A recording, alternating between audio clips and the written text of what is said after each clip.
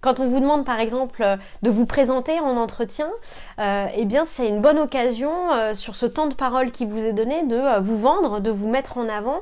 Et comment réussir justement à faire la différence avec d'autres candidats à ce moment-là? Eh bien ça va être de réussir à raconter une histoire autour de votre parcours, autour de votre projet professionnel.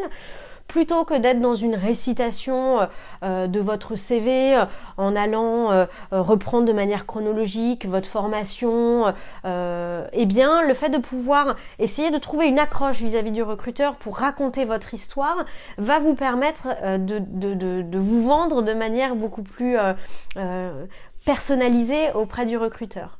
Par exemple, souvent en entretien, quand je demande à la personne de se présenter, eh bien la personne va me dire, bah voilà, j'ai fait tel parcours, j'ai fait une licence, après un master 1, un master 2, puis j'ai fait un stage, j'ai fait une alternance, et là je recherche mon premier emploi. Si vous voulez, le fait de me réciter de manière chronologique le parcours ne m'apporte pas de valeur en tant que telle par rapport à la simple lecture de votre CV.